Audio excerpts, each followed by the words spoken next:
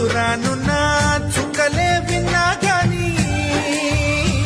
కదిలించలేద కాస్త కూడా నీ మనసుని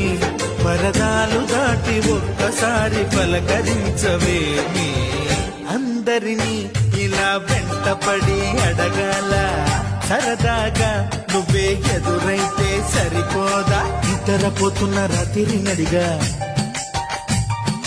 గుడికి చేరిన గువ్వల నడిగా